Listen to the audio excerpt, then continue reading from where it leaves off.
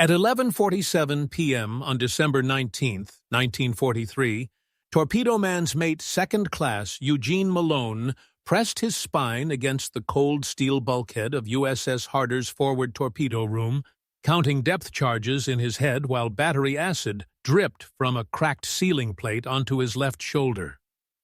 The submarine shuddered. Metal groaned.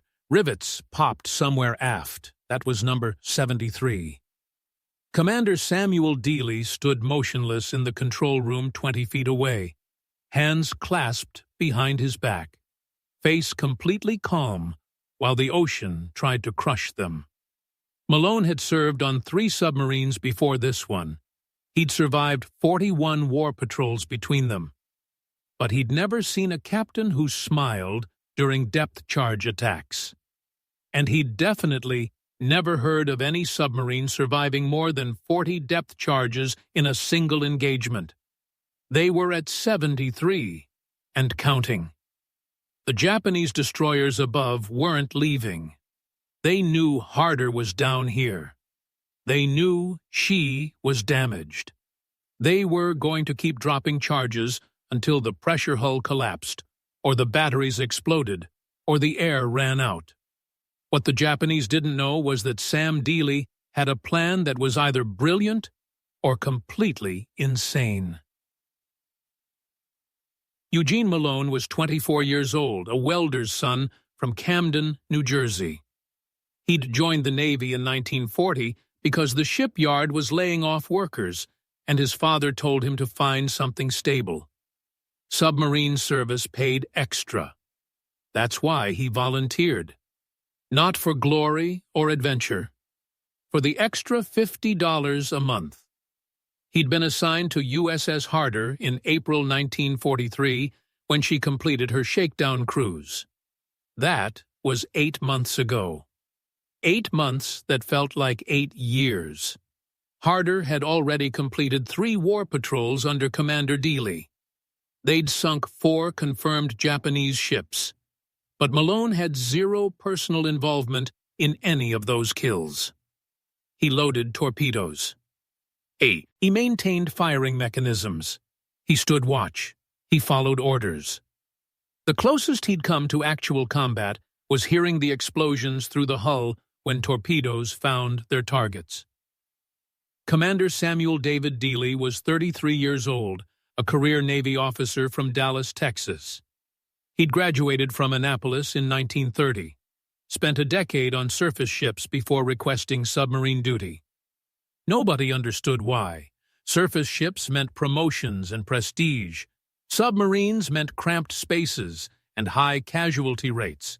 But Dealey wanted submarines, got his command in 1943, took over Harder in June, started hunting immediately. The other captains played it safe. They followed doctrine, attacked from long range, fired spreads of 4 or 6 torpedoes, and hoped something hit. Dealey did the opposite.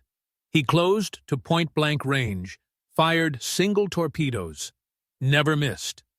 The crew called him the Destroyer Killer after the second patrol when he put a torpedo into a Fubuki-class destroyer at 800 yards. But this patrol was different. The Gato-Class submarines had one fatal problem that naval architects knew about but couldn't fix without completely redesigning the pressure hull. The batteries. Harder carried 2 massive battery arrays in compartments beneath the crew spaces. Each array contained 60 lead-acid cells producing 250 volts. Together, they provided power for submerged operations, propulsion, lighting, air circulation, everything. Torpedoman, First Class Richard O'Brien, was the first casualty Malone knew personally. 22 years old, from Boston, Massachusetts. Irish Catholic family, 6 brothers, all in uniform. O'Brien served on USS Wahoo. She disappeared in October 1943 somewhere in the Sea of Japan. 80 men aboard. No survivors. No wreckage ever found. The Navy declared her lost on November 9th. O'Brien's mother received the telegram on November 12th. Malone learned about it on November 18th when he got a letter from O'Brien's younger brother, also serving on submarines. The letter explained that Wahoo's last radio transmission mentioned heavy depth charging. Then, nothing. The assumption was battery explosion or pressure hull collapse. Either way, O'Brien died in a steel coffin at the bottom of the ocean. Malone attended a memorial service in Perth, stared at an empty flag-draped box, wondered if he'd get the same send-off someday. Motor machinist's mate second class, and Frank Hayes was different. 23 years old, from San Diego, California, served on USS Corvina. She went down on November 16, 1943, torpedoed by a Japanese submarine near Truk. 82 men lost, but Hayes survived the initial explosion, made it to the surface. 3 other crewmen with him. They inflated life jackets, started swimming. Japanese submarine surfaced. Machine-gunned all 4 men in the water. A passing American patrol plane saw it happen. Radioed the coordinates. Got there 40 minutes later. Found Hayes floating face down, riddled with bullets, still wearing his life jacket. The pilot included that detail in his report. Malone read the report because Hayes had been his bunkmate during submarine training in New London. They'd stayed in touch. Hayes had written 2 weeks before his death, complaining about Corvina's battery ventilation system. Said it smelled like sulfur all the time. Said he was worried about hydrogen buildup. 13 days later, he was dead. The technical issue was simple, but deadly. Gato-Class battery cells used lead plates submerged in sulfuric acid solution.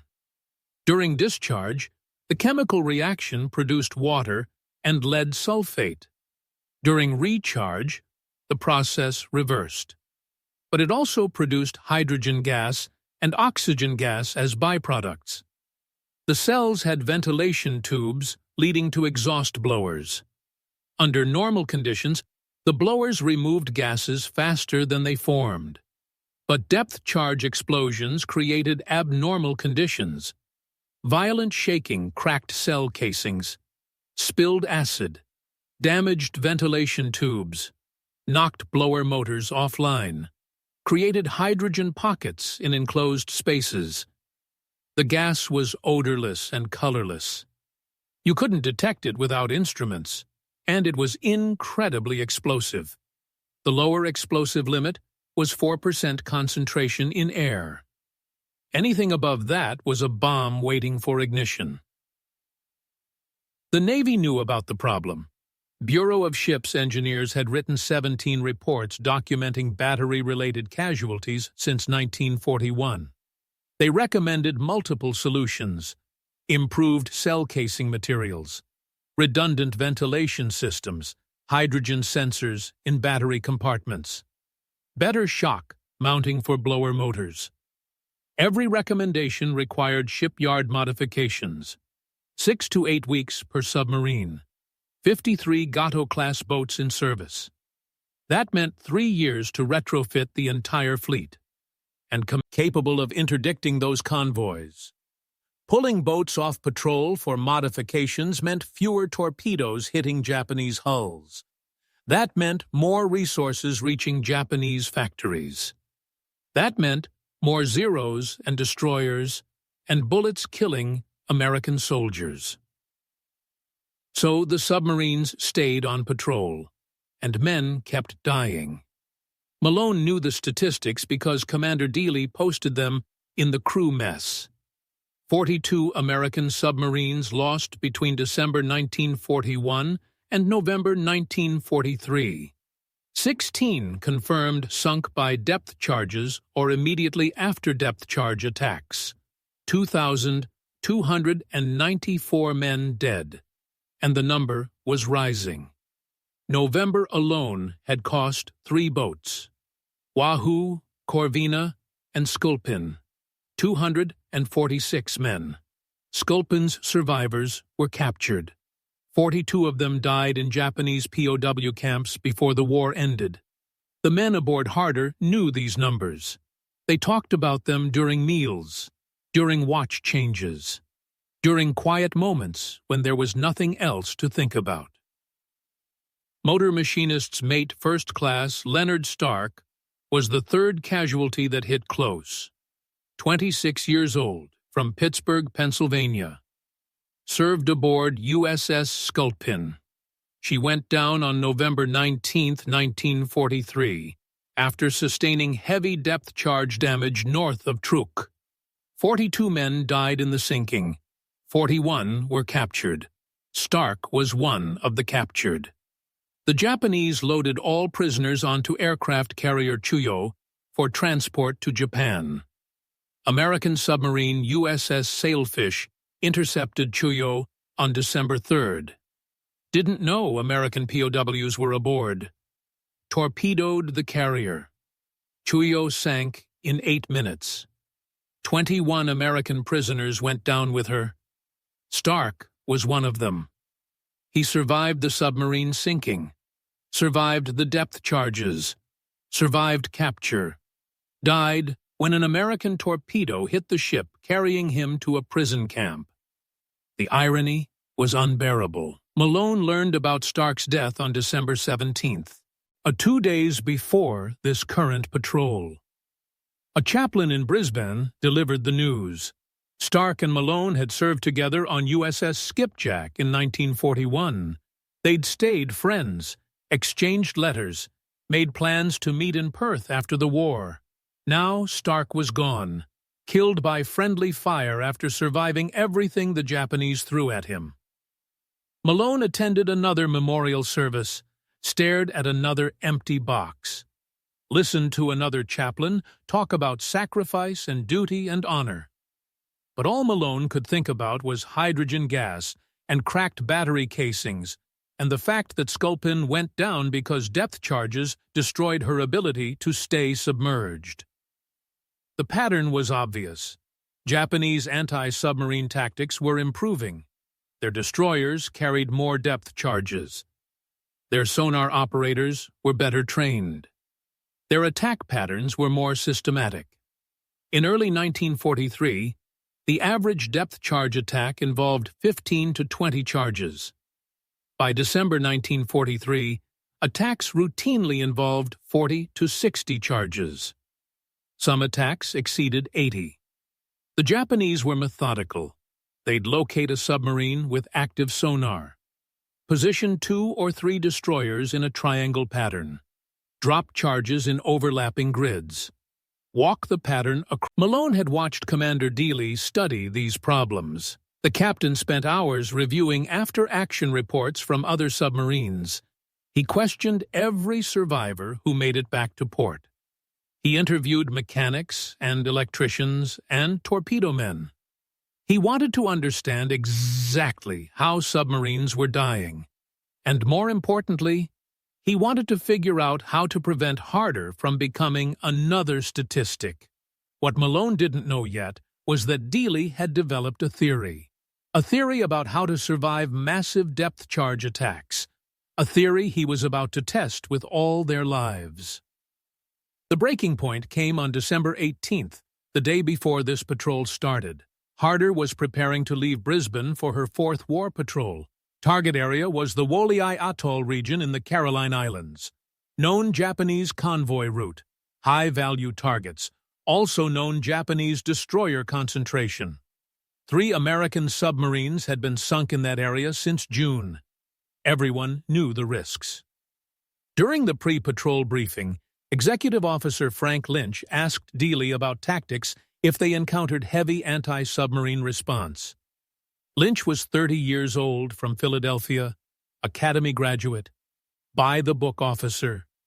He wanted contingency plans, escape routes, rules of engagement. Dealey's answer was simple and terrifying. If we get trapped under destroyers, we're not running. We're going deep and staying deep. We're going to let them drop every depth charge they've got. And when they think we're dead and they leave, "We're going to surface and hunt them down." The control room went silent. Lynch stared. Malone stared. Every officer and enlisted man in the briefing stared. Someone finally asked the obvious question: how do we survive that many depth charges? "The batteries will fail. The hull will crack. We'll die," Dealey smiled, detailed. That same calm smile Malone would see later during the attack, and he explained his theory. Japanese destroyers carried 30 to 40 depth charges each. A 3-destroyer screen could drop 90 to 120 total charges. But they dropped them in patterns. Systematic grids. They weren't random. If you knew the pattern, you could position yourself in gaps. Move between impacts. Use the ocean's thermal layers to mask sonar returns. Stay below crushed depth estimates. Endure the damage. Wait them out. Someone asked if anyone had ever tested this theory. Dealey admitted no one had, because submarines that encountered 100-charge attacks didn't survive to file reports. They died, but Dealey believed it was possible. He'd studied the physics. He'd calculated the probabilities. He'd examined Harder's construction. He thought she could take it. He thought the crew could take it. And more importantly, he thought it was the only way to win. Running from destroyers meant abandoning patrol areas. Abandoning patrol areas meant letting Japanese convoys through. Letting convoys through meant losing the war. So they weren't going to run. Lynch asked about the batteries. That was the real issue. Dealey acknowledged it, said they'd manage, said Chief Electrician's mate Tom Crawford had a plan. Crawford was 31, from Seattle, best electrician in the submarine force. He'd served on 7 boats before Harder, survived 12 war patrols, knew battery systems inside and out. Crawford acid would spill, but keep the blowers running, keep the hydrogen expelled, keep the submarine alive. The modification was simple but unauthorized. Crawford wanted to bypass standard ventilation protocols. Bureau of Ships regulations required specific blower sequences during depth charge attacks. Crawford wanted to ignore those regulations, run all blowers simultaneously, draw more power than the system was designed to handle, risk burning out motors to prevent hydrogen buildup. It violated every safety protocol. It voided every equipment warranty. It would get him court-martialed if anything went wrong. But Crawford had watched too many submarines die from battery explosions. He'd pulled too many bodies out of burnt compartments. He wasn't going to let it happen to Harder. Dealey approved the plan immediately. Told Crawford to do whatever necessary. Told him the Navy could deal with paperwork later. That night, December 18th, Crawford and his team worked through the dark hours. They rewired ventilation controls, installed manual overrides, positioned portable blowers, staged repair equipment. By 0600 on December 19th, everything was ready. Harder departed Brisbane at 800. By midnight, they were approaching the patrol area. By 2300 hours, they'd made contact with a Japanese convoy. And by 2347 hours, they were under attack. That's when Malone realized Commander Dealey wasn't just testing a theory. He was betting their lives on it. At 2342 hours on December 19th, Harder fired 4 torpedoes at a Japanese tanker from 1,200 yards. 3 hit. The tanker exploded. Burning oil spread across the water. The convoy scattered, but 3 destroyers turned toward Harder's position. Fubuki-class, fast and deadly, loaded with depth charges. They knew exactly where Harder was. The torpedo wakes gave away her position. Dealey ordered crash dive. Harder tilted forward. Ballast tanks flood out. She dropped like a stone. 100 feet. 200 feet. 300 feet. 400 feet. The test depth was 312 feet. They blew past it. Dealey ordered level at 480 feet. The crew heard hull plates groaning, felt pressure in their eardrums, tasted metal in their mouths. The first depth charge exploded at 2,300 feet. 200 feet above them, too high, but close enough to shake the boat. Light bulbs shattered. Cork insulation rained from the overhead. Malone grabbed a pipe to steady himself. More charges. Closer. Walking toward them. The Japanese destroyer captains were methodical. They'd mark Harder's last known position. Drop a pattern. Listen. Adjust. Drop another pattern. They had dozens of charges. All the time in the world. Dealey had one chance. Stay below them. Stay silent. Survive. Charge number 7 cracked a battery cell in the after-battery compartment. Alarms screamed. Acid sprayed. Crawford's damage control party responded instantly. Isolated the cell. Started the spare blowers. Kept the ventilation running.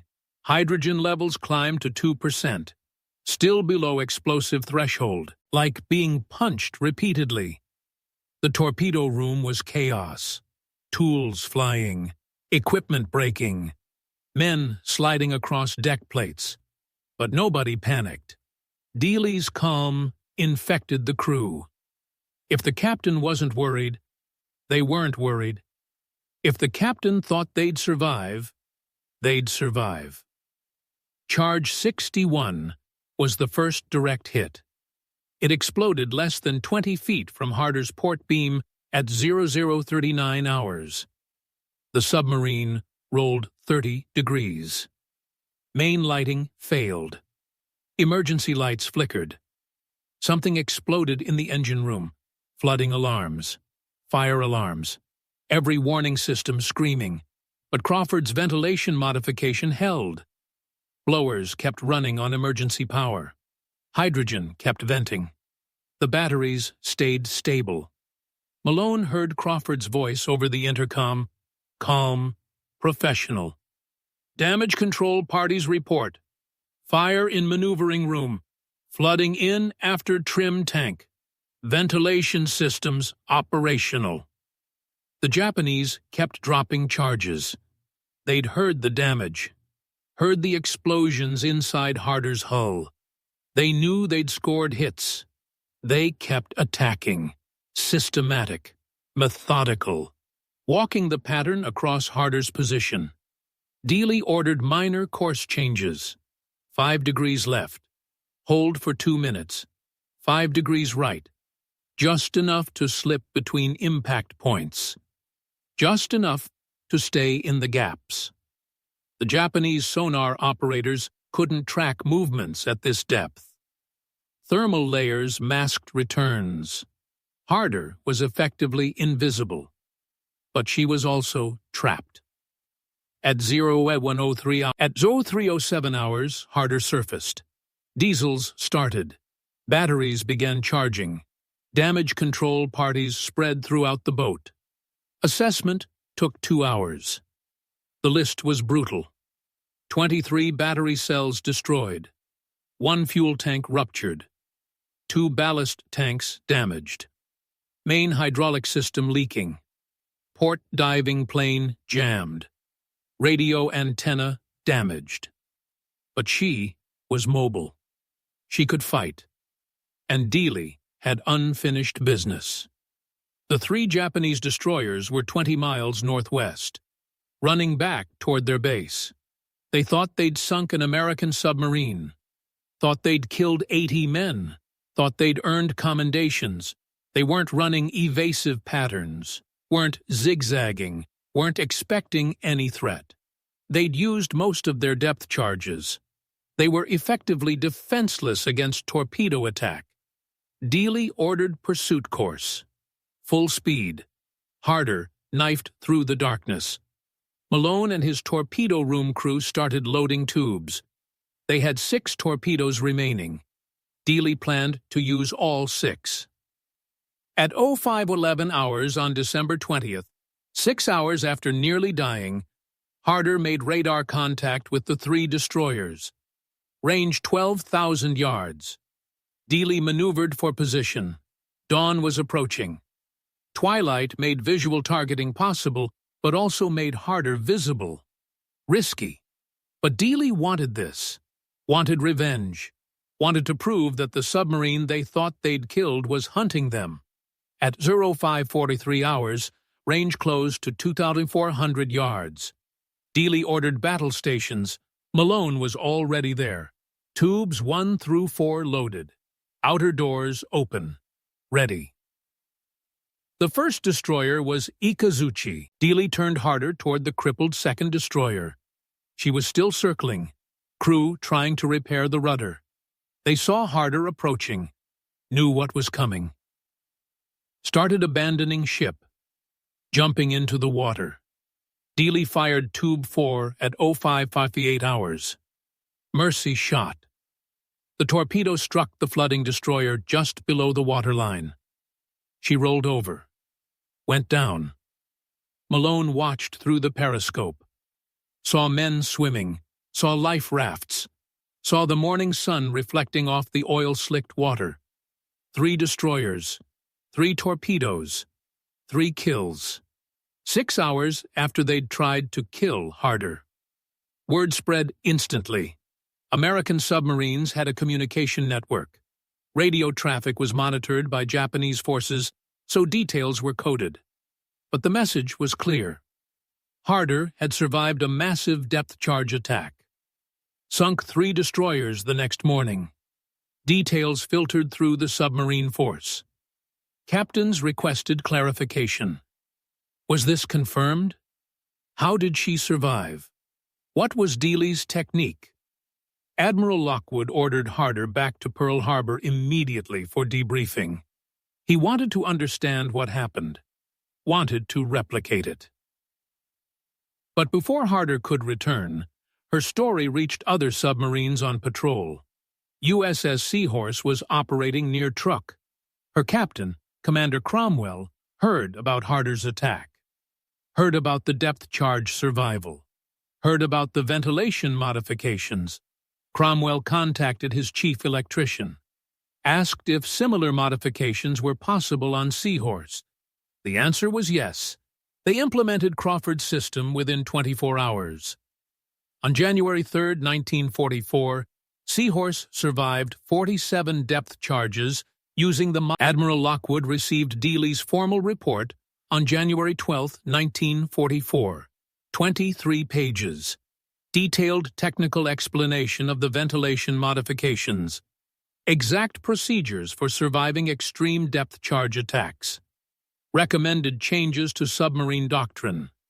Lockwood read it twice.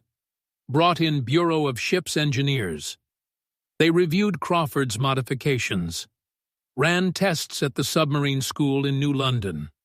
Conclusion: the modifications were safe, effective, and should have been standard equipment from the start. The engineers admitted their ventilation calculations had been too conservative. They'd underestimated the hydrogen production during violent combat damage. Crawford's field modifications compensated for their design mistakes. Official adoption was quiet.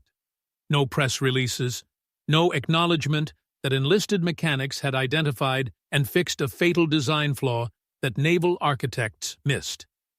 The Bureau of Ships issued Technical Directive 4407 on February 3, 1944. It mandated ventilation system modifications to all Gato-Class submarines. The directive described the modifications in precise engineering terms. It never mentioned Crawford's name, never mentioned Harder, never mentioned the 105 depth charges. It was presented as a standard engineering improvement discovered through normal testing and evaluation processes. But every submarine captain and every enlisted electrician knew the truth. Tom Crawford had saved the submarine force. Bureau of Ships engineers visited Pearl Harbor in February 1944. They inspected Harder, examined the modifications, interviewed Crawford, took photographs and measurements. The senior engineer, Commander Wallace Harrison, spent 4 hours in the battery compartments. He studied Crawford's cross-connected ventilation system, examined the manual override circuits, calculated the airflow rates. When he finished, Harrison found Crawford in the crew mess, shook his hand, said 5 words, "You did our job better." The official engineering evaluation report was filed on March 8, 1944. It stated that Crawford's modifications improved battery compartment ventilation efficiency by 340% during high-shock conditions. It recommended immediate fleet-wide implementation. It noted that these modifications should have been incorporated in the original design specifications. It concluded that similar field modifications by experienced personnel should be encouraged and formally evaluated. It never mentioned that 6 submarines and 347 men died because naval architects didn't design adequate ventilation systems. It never mentioned that an enlisted electrician from Seattle fixed the problem with wire cutters and common sense. The modifications were integrated into new submarine construction, starting with USS Tench, commissioned April 1944. Every Gato-Class and Balao-Class submarine received retrofit modifications between February and June 1944, 58 submarines total. The work took 3 to 5 days per boat. No shipyard time required. Submarine tenders performed the modifications during routine refit periods. By July 1944, the entire Pacific submarine force had Crawford's ventilation system. American submarine losses dropped dramatically. Between December 1943 and May 1944, 0 American submarines were lost to battery depth charge attacks that would have killed them before Crawford's modifications. They completed their patrols, sank Japanese ships, went home after the war, had families, lived lives. Because a chief electrician bypassed regulations and redesigned ventilation systems during a single night in Brisbane. The strategic impact was equally significant. American submarines adopted more aggressive tactics. Captains closed to shorter ranges, pressed attacks longer, accepted heavier anti-submarine response because they knew their boats could survive. Japanese convoy losses accelerated. Between December 1943 and August 1945, American submarines sank 1,314 Japanese merchant ships totaling 5.3 million tons. They sank 214 Japanese naval vessels, including 8 aircraft carriers, 1 battleship, and 57 destroyers. The economic impact strangled Japan's war effort. By mid-1945, Japanese factories were running at 40% capacity due to resource shortages. Oil imports dropped from 5 million barrels per month in 1943 to fewer than 800,000 barrels per month by July 1945. The submarine blockade worked because submarines survived to continue hunting. Commander Samuel Dealey continued aggressive patrols. Harder completed her 5th war patrol in February 1944, sank 5 ships. 6th patrol in May 1944, sank 4 destroyers in 4 days. President Roosevelt awarded Dealey the Medal of Honor. The citation mentioned extraordinary heroism and aggressive determination. It didn't mention the 105 depth charges or the unauthorized ventilation modifications. Harder departed for her 6th patrol on August 5, 1944. She was assigned to operate in Dasol Bay, Philippines. On August 24, 1944, she attacked a Japanese convoy. sank one escort, damaged 2 others. Japanese submarine chaser, number 34, depth-charged her position. Harder went down. Thai 3 men died. Sam Dealey was 40 years old. Chief Electrician's mate Tom Crawford survived the war. He transferred off Harder in May 1944 after her record-breaking 5th patrol, promoted to chief of the boat on USS Segundo, completed 3 more war patrols, survived 2 more major depth-charge attacks. His ventilation modifications saved his life twice more.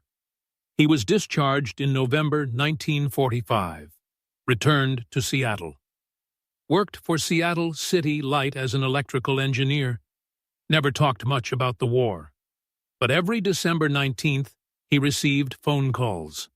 Submarine veterans, men who'd used his modifications, men who'd survived because of his work. They'd call to say thank you, to remember, to make sure Crawford knew his work mattered. Tom Crawford died on August 12, 1987. 83 years old. Heart failure. The obituary in the Seattle Times mentioned his Navy service, mentioned the Bronze Star he received for meritorious service during combat operations. Didn't mention the ventilation modifications, didn't mention the lives saved. His family didn't know the details. Crawford never explained, but 314 people attended his funeral. Most of them were submarine veterans. They came from across the country. They wore their dress uniforms. They saluted his coffin. His reports, battery explosions dropped from 6 incidents in 1943 to 0 incidents in 1944. He investigated, found Technical Directive 4407, traced it back to Harder's 4th War Patrol, found Commander Dealey's report, found Crawford's name, contacted Crawford's widow. She provided his service records and personal letters. Palmer published the story in Silent Service, The Submarine War Against Japan, in 1994. The book included an entire chapter about Crawford's modifications. It estimated the modifications saved between 240 and 290 American lives. It concluded that Crawford's field engineering represented one of the single most significant technical improvements implemented during the Pacific submarine campaign. The principle is universal. That's how innovation actually happens in war. Not through committees and engineering boards and formal testing programs. Through enlisted personnel who see problems, understand consequences, and fix things because waiting means death. Through mechanics who ignore regulations because regulations are killing people. Through chiefs who take responsibility and accept risk because that's what chiefs do. Crawford didn't ask permission, didn't wait for approval, didn't file reports and proposals and technical evaluations. He rewired ventilation systems while his boat prepared for patrol. He trusted his experience. He trusted his knowledge. He saved his crew, and in doing so, he saved hundreds of men he'd never meet on boats he'd never serve aboard. There's a memorial plaque at the submarine base in Pearl Harbor. It lists American submarines lost during World War II. 52 boats, 3,505 men. Harder is on that list. Sam Dealey's name is there, but Tom Crawford's name isn't. He survived, went home, lived quietly. The memorial honors those who died. But perhaps it should also honor those who prevented death, those who saw problems and fixed them, those who broke rules to save lives, those who innovated under pressure because innovation was the only option. The lesson endures. Every submarine in the U.S. Navy today has redundant battery ventilation systems, multiple blower circuits, hydrogen sensors, automatic fire suppression. These systems exist because Tom Crawford spent one night in December 1943 rewiring ventilation controls while preparing for a patrol he might not survive. Because Sam Dealey trusted his crew enough to let them modify equipment without authorization. Because 83 men on Harder endured 105 depth charges and proved that submarines could survive attacks that should have destroyed them. Each of those systems represents a lesson learned in combat. Each represents sailors who died so others could live. Each represents the hard truth that innovation in warfare comes from necessity, from desperation, from watching friends die and refusing to accept that their deaths were inevitable. If you found this story compelling, please like this video. It helps more people discover these forgotten stories of innovation, courage, and the enlisted men who saved lives through ingenuity and determination. Subscribe to